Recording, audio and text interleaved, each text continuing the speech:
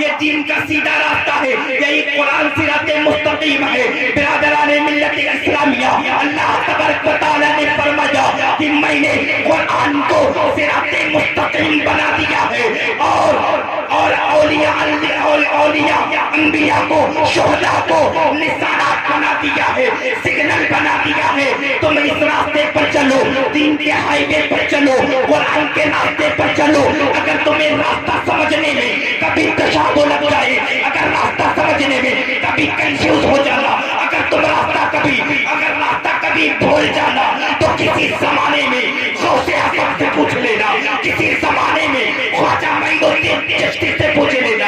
اگر یہ راستہ چلنے میں تم کبھی بھٹک جانا، تو کسی زمانے میں تم باسا شریف کی سرزمین پر چلے جانا اور خواجہ عبدالرزاق شاہ رحمۃ اللہ علیہ سے پوچھ لینا۔ نعرہ تکبیر، نعرہ رسالت، مسلک اعلیٰ حضرت، جشن عید میلاد النبی، جشن دستار عالمیت، نعرہ تکبیر، نعرہ رسالت، زندہ باد۔ سیدھا راستہ، قرآن دین کا ہائی وے، اور اللہ تعالیٰ نے ان کے نشانات، ان کی علامات، ان کے سگنل کس کو بنائے؟ اولیاء کو، انبیاء کو، صالحین کو، صدیقین کو، کہ جب تم راستہ بھول جانا تو کبھی غوث سے پوچھنا، کبھی خواجہ سے پوچھنا، کبھی عثمان ہارونی سے پوچھ لینا، کبھی خواجہ عبدالرزاق شاہ رحمۃ اللہ علیہ سے پوچھ لینا، کبھی سید سالار مسعود غازی سے پوچھ لینا، کبھی لکھنؤ کی سرزمین پر جانا اور شامینہ شاہ رحمۃ اللہ علیہ سے پوچھ لینا، کبھی ان کے چچا حضرت قوام الدین عباسی سے پوچھ لینا، کبھی پچھلا کی سرزمین پر جانا اور امیر حسن اور چوپان شہید بابا رحمۃ اللہ علیہ سے پوچھ لینا، کبھی تم پچھلا کی سرزمین پر جانا، گلچار شاہ رحمۃ اللہ علیہ سے پوچھ لینا، یہ تمہیں راستہ بتا دیں گے۔ برادران ملت اسلامیہ، گویا کہ رب اشارہ کر رہا ہے، یہ صراط مستقیم ہے، قرآن دین کا ہائی وے ہے۔ اگر تم ان نشانات تک نہ پہنچ پانا تو میرے محبوب نے کہا ہے العلماء ورثۃ الانبیاء، تم کہیں مت جانا، علماء کے پاس جانا، یعنی کہ مولانا عبدالعلیم کے پاس آنا اور ان سے دین کا راستہ پوچھنا، یہ تمہیں دین کا راستہ بتا دے۔ نعرہ تکبیر، نعرہ رسالت، مسلک اعلیٰ حضرت، جشن دستار بندی، نعرہ تکبیر، نعرہ رسالت۔ تمہیں دین کا راستہ کہیں سمجھنے کے لیے کہیں اور جانے کی ضرورت نہیں۔ کبھی حضرت مولوی فضیل کے پاس آنا، یہ تمہیں دین کا راستہ بتائیں گے۔ کبھی حافظ و قاری سرفراز صاحب طلاب کے پاس جانا، یہ آپ کو دین کا راستہ بتائیں گے۔ کبھی حضرت علامہ مولانا عبدالعلیم کے پاس جانا، یہ تمہیں دین کا راستہ بتائیں گے۔ کیوں؟ کیونکہ اللہ تعالیٰ نے قرآن کو دین کا ہائی وے بنایا ہے، اور علماء، صالحین، اولیاء کو دین کا جو ہائی وے ہے ان کی سگنل بنانا۔ ان سگنلوں سے، ان راستوں سے، ان نشانات کو دیکھتے ہوئے چلتے جاؤ، تم منزل مقصود تک پہنچ جاؤ۔ برادران ملت اسلامیہ، آج 1450 سال ہو گئے ہمارے نبی کو ظاہری زندگی سے گئے۔ برادران ملت اسلامیہ، مگر پھر بھی آج ہمارا ایمان مستحکم ہے، آج ہمارا ایمان مضبوط ہے، آج بھی ہم صراط مستقیم پر ہیں۔ پہلے کے انبیاء علیہ الصلوۃ والتسلیم آئے، ان کے جانے کے چند دنوں کے بعد ان کی قوم راستہ بھول گئی۔ توجہ چاہوں گا، اللہ کرے یہ نقطہ برباد نہ جائے۔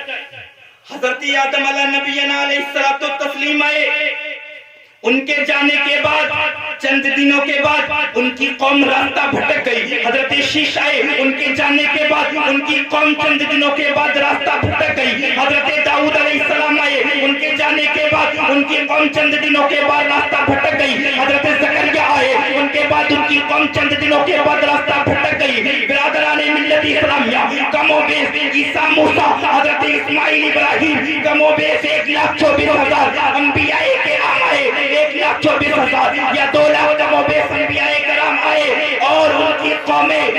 کی قومیں ان کے جانے کے چند دنوں کے بعد راستہ بھٹک گئی، مگر قربان جائیے نبی آخر الزمان پر جن کو گزرے ہوئے آج سے 1450 سال ہو گئے ہیں، جنہیں گزرے ہوئے آج سے 1450 سال ہو گئے ہیں، لیکن ابھی تک ہم نہیں بھٹکے، ابھی تک ہم راستہ نہیں بولے۔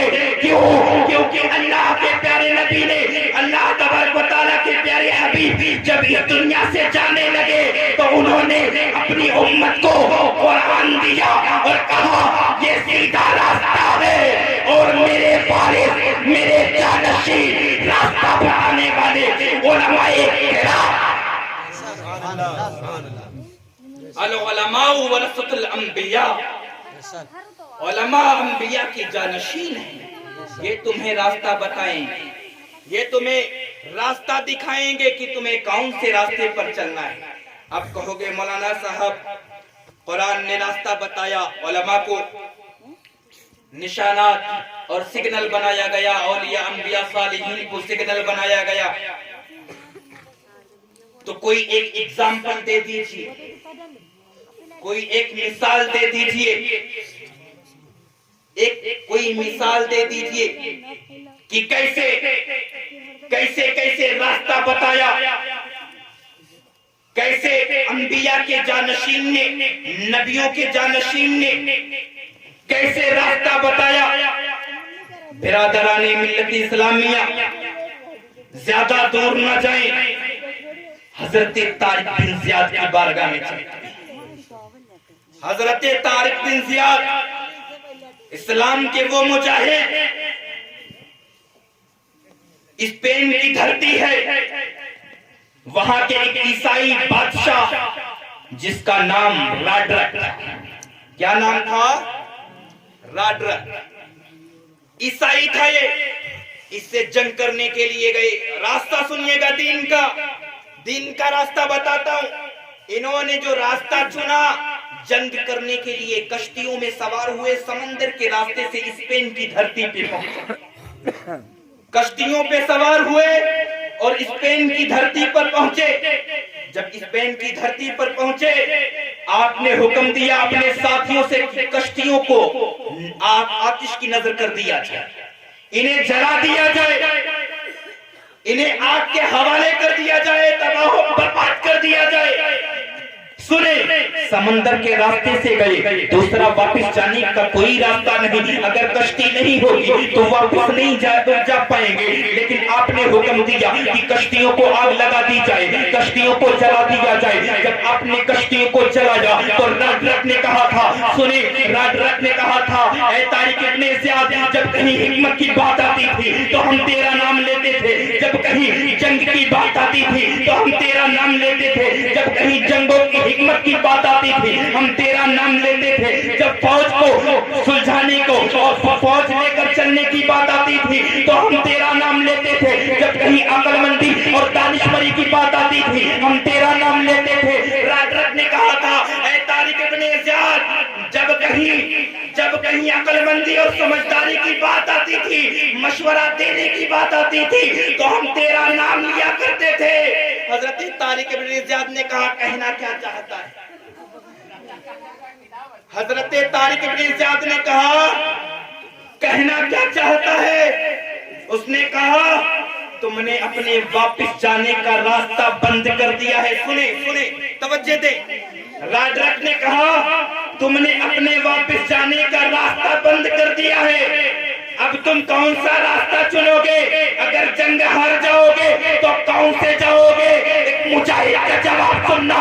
حضرت طارق ابن زیاد نے جواب دیا، اے بادشاہ راڈرک سن لے، اے راڈرک سن لے، یہ مصطفیٰ کے غلام اسپین کی دھرتی پر آ گئے ہیں، اب یا تو یہاں اسلام کا جھنڈا لہرائے گا یا تو اسلام کے مجاہدوں کی قبریں تیار ہو۔ نعرہ تکبیر، نعرہ رسالت، مسلک اعلیٰ حضرت، فیضان اعلیٰ حضرت، جشن دستار بندی، نعرہ تکبیر، نعرہ رسالت۔ یا رسول اللہ، سبحان اللہ، ماشاءاللہ، کیا کہنے ہیں حضرت؟ راڈرک نے کہا، تم نے اپنے واپس جانے کا راستہ بند کر دیا، تو حضرت طارق بن زیاد نے کہا ہمارا راستہ تو ہمارا راستہ نہیں جانتا، ہم غلام مصطفیٰ ہیں، اب اسپین کی دھرتی پر آ گئے ہیں، اب ہمارا صرف ایک ہی راستہ ہے، یا تو اس اسپین کی دھرتی پر اسلام کا جھنڈا لہرائے گا یا اسپین کی دھرتی پر ہماری قبریں بنے گی۔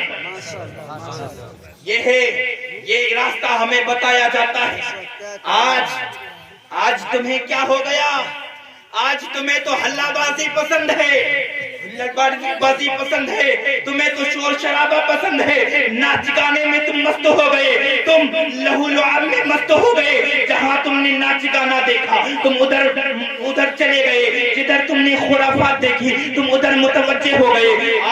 آج تمہیں اپنی تاریخ کا اندازہ نہیں، تمہیں اپنی تاریخ نہیں پتا، تمہیں تمہاری اوقات نہیں پتا، تم وہ قوم ہو جس قوم کا زمانہ خطبہ پڑھا کرتا تھا، توجہ چاہوں گا حضرت، تم وہ قوم ہو جس کا خطبہ زمانہ پڑھا کرتا تھا، تمہارے قصیدے دنیا پڑھا کرتی تھی، تم وہ قوم ہو جس طرف نکلتے تھے جان میں جانا جاتی تھی، کافروں کے رونگٹے کھڑے ہو جاتے تھے۔ ارے تم ہی تو تھے جنہوں نے کئی جگہوں پہ جھنڈا گاڑا ہے، تم ہی تو تھے صلح حدیبیہ کے موقع پر تم نے جھنڈے لہرائے تھے۔ ارے وہ بدر کا میدان جس میں 313 مسلمان اور ہزاروں کا لشکر، دنیا نے دیکھا، زمانے نے دیکھا کہ مسلمان مٹنے کے لیے آیا ہے، زمانے نے دیکھا کہ مسلمان مٹنے کے لیے آیا ہے، چاند و سورج نے دیکھا کہ مسلمان مٹنے کے لیے آیا ہے، اس زمین نے دیکھا کہ مسلمان بوخ لیا گیا ہے، اس زمین نے دیکھا، اس چمکتے ہوئے چاند و سورج نے دیکھا کہ مسلمان کی عقل کام نہیں کر رہی ہے، یہ 313 ہے، ہزاروں کے مقابل میں اتر چکے ہیں، یہ مٹ جائیں گے، یہ مٹنے کے لیے آئے ہیں۔ زمانے کے ذرے نے دیکھا، کائنات نے دیکھا کہ مسلمان، اور چیخ کے کہہ رہی تھی کہ مسلمان مٹنے کے لیے آئے ہیں، لیکن جب مسلمانوں نے اسلام کا جھنڈا لہرانا شروع کیا، جب مسلمانوں نے لکڑیوں کو تلوار بنانا شروع کیا، جب مسلمانوں نے اپنا ایمانی جوہر دکھانا شروع کیا، تو دنیا پکار کر چیخ کر کہنے لگی کہ زمین و آسمان کا مٹنا ممکن ہے، چاند و سورج کا مٹنا ممکن ہے، مگر مسلمانوں کا اس دنیا سے مٹنا ناممکن ہے۔ نعرہ تکبیر